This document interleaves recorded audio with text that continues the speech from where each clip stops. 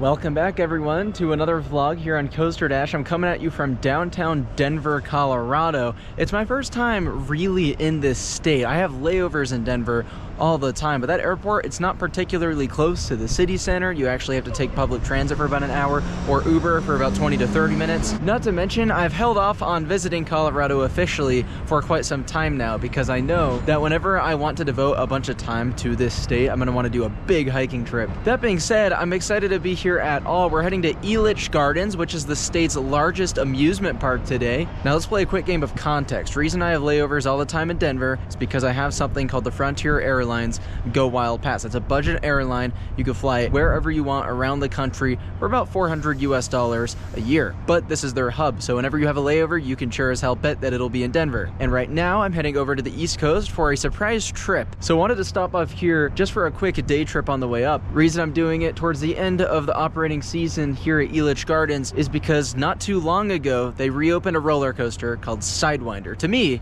it looks like the best ride in the park. I'm sure it is. I've been on coasters a lot like it. And with that, it means that Elitch Gardens has every single one of their coasters open simultaneously for the first time in years and years and years. So already, I'll give Elitch Gardens kind of an L on that front. The fact that it has taken me so long to get here, despite the fact that I've been to Denver technically a whole bunch of times, is a testament to their unavailability. I mean, there's always seemingly stuff closed in this park. So yeah, I think we picked a pretty great time to go today. But yeah, city looks pretty freaking awesome actually. Great public transit over here. And we got this super cool public park on the way to the park. This is a really cool walk to see the city. And since I have about 30 minutes to kill, I think I'll just check this out. So by now, I'm sure you can see the Sky Tower peeking up there. That's the park. So as you can imagine, as you can see, it's very centrally located in downtown Denver. And the reason I wanted to mention that is, well, one, it's just a cool location, but two, unfortunately, it's gonna have some consequence. We don't know when this is going to happen, but the land which the park currently sits on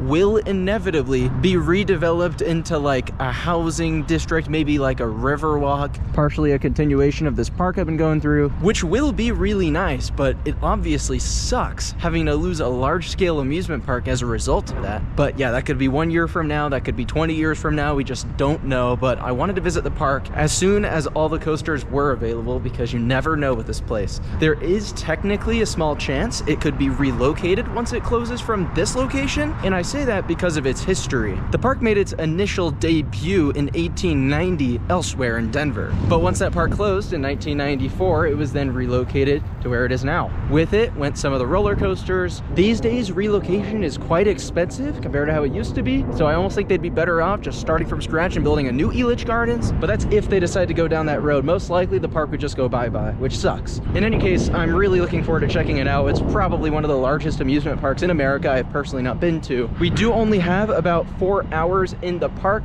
I have a flight out to the East Coast, like I said, but I think we'll be okay. It's relatively off-peak, so I don't think the crowds are going to be too bad today. So I think we'll be able to bang it out pretty quickly here. It's going to be a fun time. Made it to the park entrance, and something to note about Elitch Gardens is that it's owned and operated by Premier Parks. Once upon a time, they used to be Six Flags, which is pretty wild. Even wilder, this at once upon a time was Six Flags Elitch Gardens. I bet a lot of you did not know that, but yeah, really interesting. I'm curious to see how it compares to some of those legacy Six Flags parks. The location where it is right now opened in 1995. We have 6 roller coasters that we should be able to get on, so we'll see you guys inside. I'm really looking forward to it. We are officially in, which is exciting. Of course, with a name like Elitch Gardens, I'm expecting some nice landscaping around the park. That being said, since it used to be a Six Flags, I'm wondering how nice is it really going to be. I mean, this looks great. I really like the Main Street area. Also, before we go any further, it's probably important to address that I'd been in talks with the park for the past couple of weeks, and they were really, really hospitable for me. So they not only hooked up complimentary admission, which I already appreciate, I mean, that's my ask, but they also hooked up the rapid ride pass because they know I'm only here for a couple hours. So I think because of that, I'm gonna be totally good on all my rides. But yeah, this looks great, and it's so iconic too with that big Ferris wheel down at the back.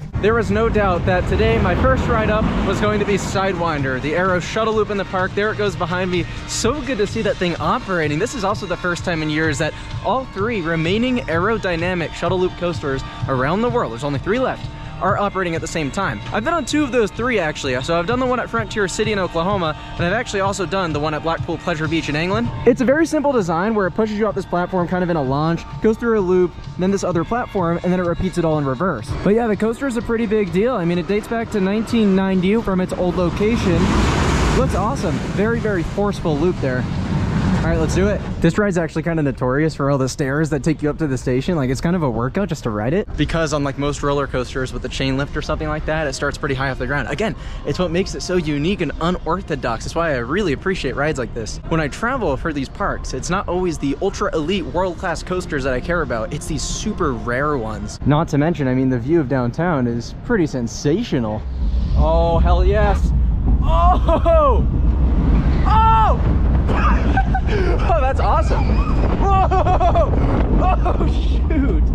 Oh, wow. That is so weird because now we're going to go to the end of this platform and launch backwards. And there's a good view of probably our next roller coaster that we're going to ride, Mind Eraser. Got to hit that catch car. All right, now it's going to send us backwards. Here we go. Oh, yes. The even better pass. Here we go. Whoa! Oh, whoa! This is awesome! Oh my god. That was a really fun ride. Well, that was some good timing. I ride, and I'm pretty sure it just broke down directly after. So that, my friends, is what you get to parks right at opening time. In any case, it was a lot of fun. I really enjoyed it. It was as good as the other Aero shuttle loops I've done. It actually has a longer train than usual, so you get a lot of whip if you're riding in the back row. Of course, that was a front row ride, what you just saw. But still, super cool forces on that. Great airtime going off the launch platforms, and a lot of positive G's going through the loop. G's going through the loop. G's going through the loop. G's going through the loop. I think that is a fantastic ride, but not a sufficient standout for the park. So I'd love to see them invest in a better coaster. Something that immediately comes to mind is a Rocky Mountain construction renovation of Twister 3. But since the park may close in the near future, I don't think investment is really likely, at least not of that magnitude. They did get this dark ride not too long ago. I think I'm gonna do that after the next coaster, but wanted to give Mind Eraser a spin. Just knock it out. 1997, this originally opened. This is a Vekoma suspended looping coaster. You can find these all over the world, including a whole bunch of Six Flags parks. Me personally, not much of a fan of it, but it'll be worth it for the coaster credit. Let's just knock it out right now and then move on to some better rides. One thing I'll never be a fan of are these SLC restraints. The headbanging potential is crazy. The layouts, on the other hand, I truly have no issue with. They're very intense. So let's see how this rides. Mind Eraser. Oh boy. Oh, oh frick. Oh,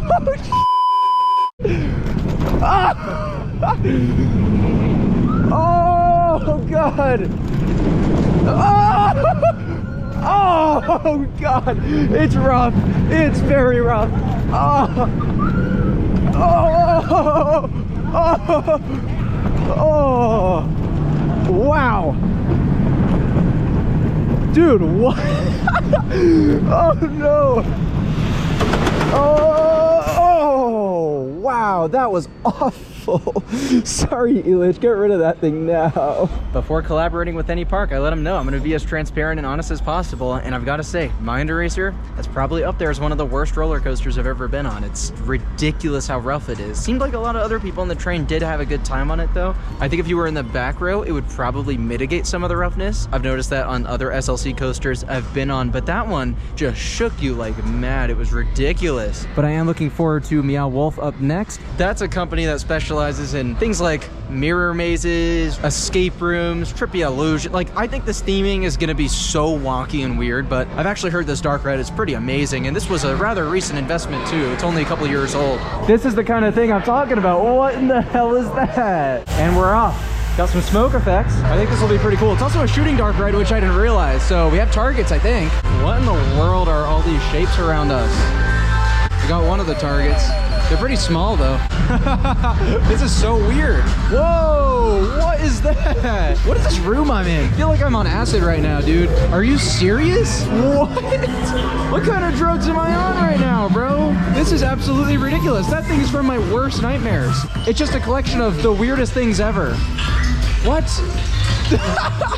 It's so bizarre. They didn't spare expenses either. This is like pretty cool. It's kind of overwhelming the amount of stuff there is. My opinion, this really doesn't need to be a shooting dark ride though. I think I'm gonna put the gun down and just really appreciate the theming. And a light tunnel now. It looks like Rainbow Road from the Mario games. All right. Got some stuff on the ceiling now. What is going on? Oh, that's pretty cool. Dude, honestly, I'd love to see Meow Wolf do more dark rides. I haven't actually been at any of their full-fledged properties, but this was pretty cool. That was a really quirky and awesome dark ride. I liked it a lot. My only issue with it is I found it to be quite short, but given the amount of room they had to work with, I thought it was great. I really liked it. I've just never done something quite like that. And I gotta shout out the front half of the park because it dumps you off back out here. This is so nice. Like, this is definitely the prettiest section of the park. Once you pass under Sidewinder, the whole back half from what I've seen is just kind of whatever. Pretty generic, blacktop everywhere. Very much looks like a Six Flags park, but given what I've seen so far in totality, I would say the park is overrated in many ways. I get that the ride lineup isn't the strongest, but I'm having a pretty good time so far. While we're up here, I'm gonna grab the Blazin' Buckaroo roller coaster credit. It's this junior coaster. Not gonna bother with the front row, just get whatever I'm given. This was actually a relocation from Alabama Adventure, where it originally opened in 1998 and then was moved over here and it opened in 2013. And y'all can't blame me for wanting to ride this. This low-key looks really fun. Like, this is a sick layout.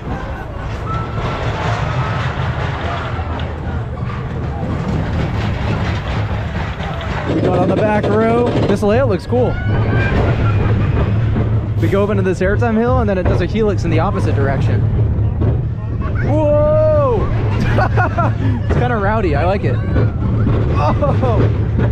Oh my god, there's like airtime all over it. First time seeing the very back of the park, and it's cool just how many big rides they were able to cram in together. Now, most of these are pretty compact. So for example, you have this drop tower here called Tower of Doom. That's closed today, unfortunately, but I would have loved to do it. It's an intimate giant drop. Those things are amazing. Behind it is also a Vekoma Boomerang. We'll get to that when we get to that. Not super high on my priority list because of how common they are. This is pretty interesting. They have a half-pipe coaster. You don't see those every day. There's also a Larson Super Loop. I personally don't consider that a roller coaster, but it's an option if you're back here. And then next up for me, my next priority is going to be Twister 3. Not every day you get to ride a new wooden roller coaster, especially in this country. I feel like I've done most of the big ones, but this isn't the only old school Woody in Denver. There's actually one at Lakeside Amusement Park. Never been there before, but you know, if the Cyclone there ever did reopen, it's been standing but not operating for a couple of years. I'd love to head down to that park too and check it out, but for now, excited to get on Twister. This ride has a lot of history to it. It used to be known as the Mr. Twister at the old location. Then they relocated it, which is pretty big because relocating a wooden coaster takes a whole lot more effort than relocating a steel coaster. When it came over here, it opened in 1995, was known as Twister 2, and then it was standing but not operating for 2022. Didn't run at all, and that's because they were working on a refurbishment to it, which is now Twister 3 Storm Chaser is the full name. With it came some retracking here and there, and also some new theming and stylization. Personally, I don't think that necessitates a rename and reimagining like that, but regardless, I'm glad the ride lives on. Looks like the park's taking good care of it. It's cool. It's manufactured by Hensel Phelps Construction Co. It's the only coaster they ever did, so that's pretty weird. But it was actually built up by Philadelphia Toboggan Company, which is the most revolutionary wooden coaster manufacturer. I'm looking forward to that layout. It seems pretty cool. The sister coaster to this is actually Twister at Knoebels in Pennsylvania, which is a ride I do really enjoy. So hoping this is kind of like that with some bits of laterals here and there. I low-key didn't realize how big this ride is. It's kind of huge. And those city skyline views are amazing going up this lift hill. Oh, this looks awesome. It starts the same way as Knoebels' version. Oh! All right, down the drop, here we go. Woo! Oh! Whoa! This is kind of rowdy. Oh my gosh!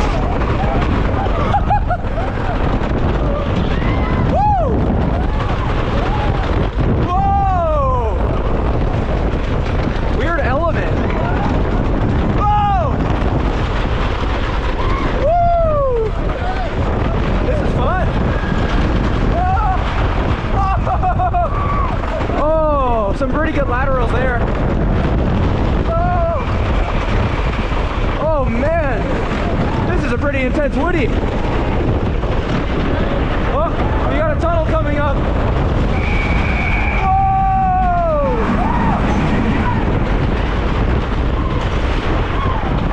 Oh man. Whoa! It's a long ride too. That was fun. Wow.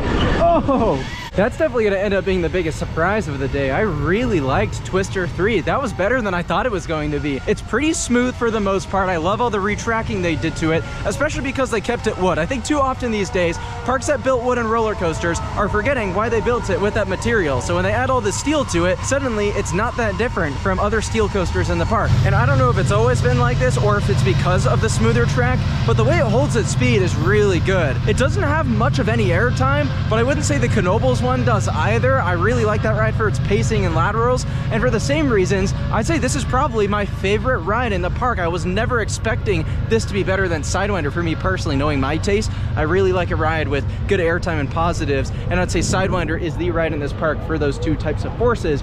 But I think as a package, I like this a lot. And that tunnel they threw in with the refurbishment was also pretty cool. I thought that was nice. That enhanced the speed for sure. I liked it so much that I'm going around and doing it again, this time in the back row. And I gotta say, this definitely has the longest line in the park. Of course, I don't have to worry about that with my pass. But the park is doing a really good job at managing crowds. They're running 2 trains, and they're doing a pretty good job with operations, which I wasn't expecting to say about Elitch Gardens. This park doesn't really have the best reputation for that, so this is really good. Look at this half pipe. It's so weird looking. It's just 2 spikes, and that's the layout. This opened at the park in 2004. It was manufactured by Intamin, and much to my amazement, I've never been on a half pipe before. I have been on their Surf Rider model, which is basically a spin on a half pipe, no pun intended, because the whole thing about this ride is you're spinning on a skateboard. The Surf Riders, you are on a surfboard. It's more or less the same thing. The main difference with those is instead of a 90-degree angle like on the half pipes here, you actually go beyond vertical on those models at like the Nickelodeon Universe parks in Minnesota and New Jersey. But I don't know, this looks really fun. I'm actually looking forward to it. I think it'll be a simple but cool ride experience. A lot of the rides in this park are like that. Off we go on the half pipe. It's already spinning. Oh, this is cool. Whoa! Oh, wow! Pretty intense. Oh! Wow! Whoa! It spins quite a bit. Whoa! Wow!